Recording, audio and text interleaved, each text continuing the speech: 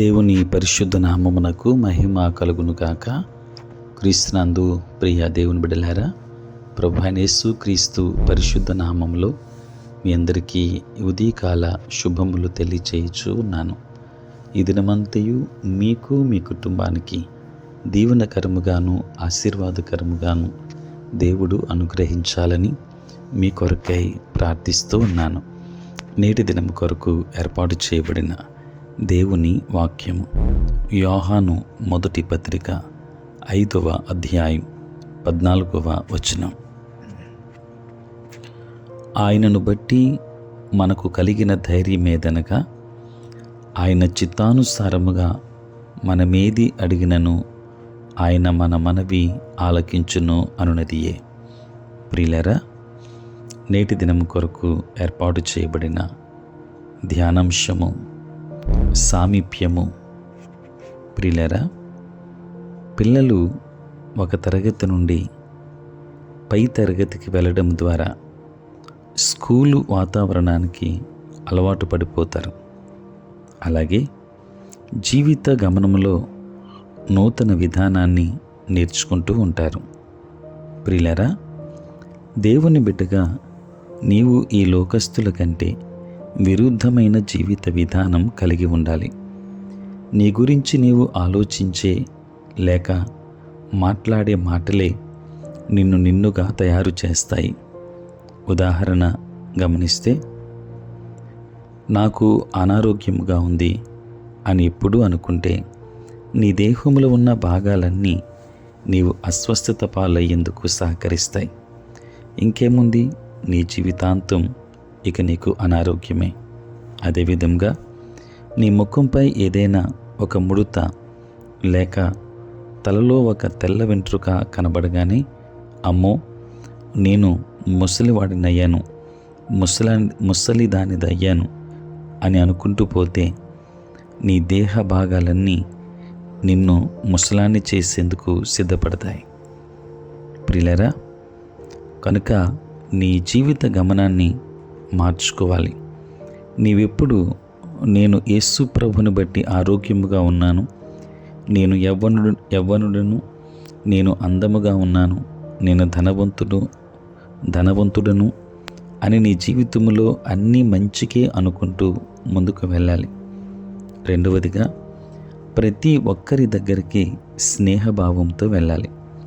కొంతమంది క్రైస్తవులు ఏమాత్రము నవ్వకుండా సీరియస్గా ఉంటూ ఉంటారు. అట్లాంటి వారి దగ్గర నుండి అందరూ పారిపోతారు.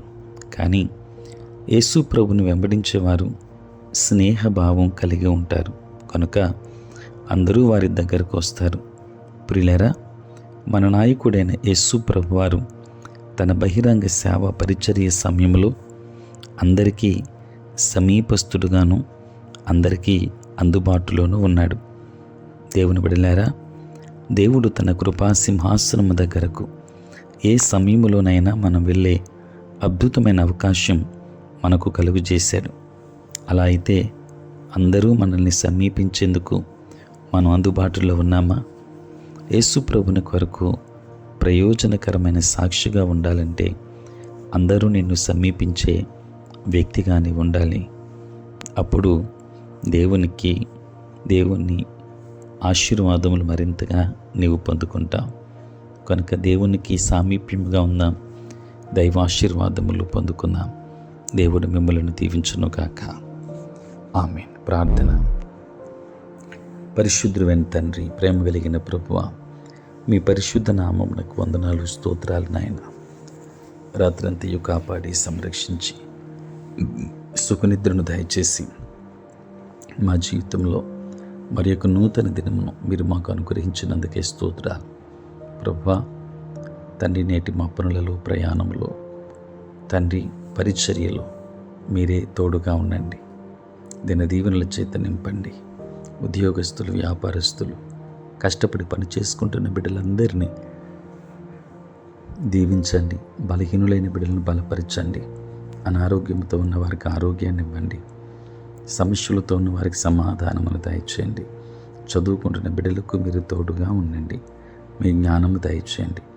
మీ సేవా పరిచర్య చేయుచున్న ప్రతి సేవకుని మీరు దీవించమని వేడుకుంటూ ఉన్నాం. దేవా, మీకు వందనాలు, స్తోత్రాలు. దిన దీవెనలతో మమ్మల్ని అందరినీ కూడా నింపి బలపరచమని, కృప చూపించమని వేడుకుంటూ ఉన్నాము. దేవా, పుట్టినరోజు, పెండ్లి రోజు జరుపుకొని చిన్న బిడ్డలను దీవించి నూతన ఆశీర్వాదములు వారికి అనుగ్రహించండి. దిన దీవెనలతో నింపండి. ప్రతిరోజు ప్రాతకాలపు ధ్యానముల్లో ఏకీభవిస్తున్న ప్రతి కుటుంబాన్ని దీవించమని, నీ కౌగిటిలో భద్రపరుచుకొనుమని యేసయ్య నామములో ప్రార్థించి వేడుకొనుచున్నాము తండ్రి. ఆమేన్. తండ్రి, కుమార, పరిశుద్ధాత్మ త్రియేక దేవుని దీవెన సదా మీ అందరికీ తోడై ఉండును గాక. ఆమేన్.